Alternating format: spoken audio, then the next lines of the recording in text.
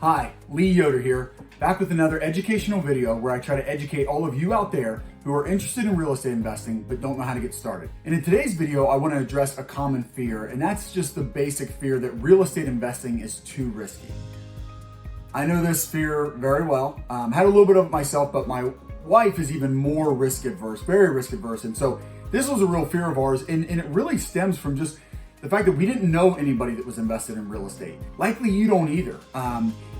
You likely have money in the stock market and in a 401k, and that feels safe because everybody does that, right? And maybe even you have a certified financial planner, and they're all about the mutual funds and putting money in the stock market, but they never mention real estate. So I think that's a big reason why it feels and seems so risky, is that nobody's doing it. You know, everybody invests in the stock market, so it must be safe. So I think that to help quell this fear a little bit, I think it would be helpful to compare real estate investing to the stock market. So when we think about risk, one thing to think about is the downside. How much can we lose?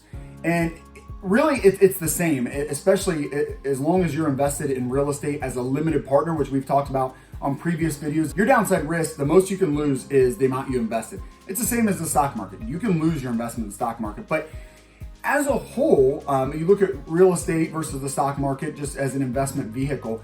The stock market has a lot of downside risk. We saw a 35% drop because of COVID. We saw a 50% drop back in the '08, great financial crisis. The NASDAQ dropped 80%. Some of the best companies that you know of today, Apple lost, I think, 80 to 85% in 2001 dot-com bubble. In the '08 financial crisis, commercial real estate, like apartment buildings that we invest in here in Threefold, the default rate was 0.4%. Okay, so there's actually not as much downside risk. Now, did we lose value on houses and everything in real estate, including apartment buildings? Yes. But that leads me to my next point, is that there's less risk in real estate, in my opinion, because it's illiquid. So even though we lost all the value back in '08, '09, it's very difficult to sell. Like I said, the default rate on apartment buildings and commercial real estate was very low, and people can't rush for the exits like they can in the stock market. So that's why you have these quick, fast crashes that you can't get out of. It's usually the big money players. They get out, they do okay, and it's all the retail investors, you and me, that are left holding the bag when we have these big crashes in the stock market. But in real estate, that's not the case. Another point that I'd like to make is that leverage allows you to take on less risk in real estate. Now, I know that may sound counterintuitive, and absolutely, leverage can increase your risk if it's not used in a healthy way. In the stock market, if you want to buy $100,000 worth of Apple stock, you need $100,000.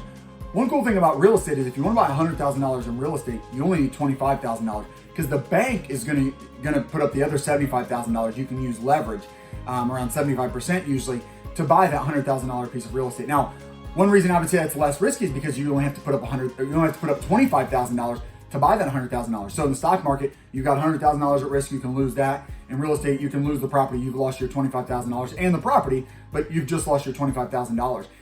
Again, going back to if you're a limited partner, the amount you invest, that's your limited risk. You're limited to that loss. What about inflation? A lot of people are worried about inflation today, and I would say people are worried about inflation for good reason, but that's everybody except real estate investors, because real estate's doing very well with inflation. Income is up because rents are up. Now, are expenses up? Yes, absolutely.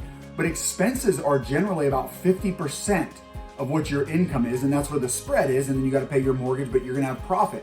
Well, if your income is at $1 million and your expenses are at $500,000 and both go up 10%, guess what? You just made $50,000, because 10% of $1 million is $100,000. 10% of 50 or 500,000 is 50,000, right? So there's that spread. So that's why you win in inflation by holding a cash flowing asset. What inflation really is a devaluation of the dollar. So anybody who has debt is winning in an inflationary environment because the government is devaluing the debt that you have. So you actually want to hold debt, and that's why the government does it. I don't want to get into all that, but our government and corporations hold a ton of debt, so they want inflation so they can inflate away the debt. You might as well get on the right side of that and hold good debt on cash flow producing asset.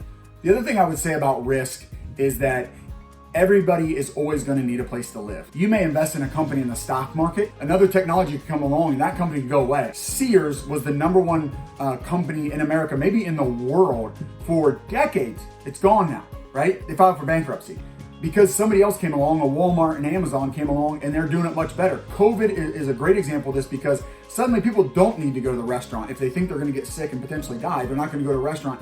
Restaurants go out of business. Suddenly people aren't flying. Banks are begging the government for a bailout. People still had to have a place to live, right? That never goes away. So to sum this up, I would say, of course, there's risk in investing in real estate, but I think it's important to point out that there's risk in any investment. I think especially the stock market. The stock market's really high. It's done really well. It's been very shaky this year.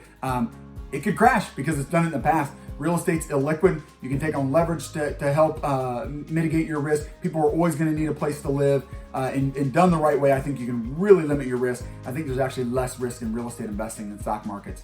Let me know what you think. Feel free to reach out to us. You can always reach out to us and learn more about us at threefoldrei.com.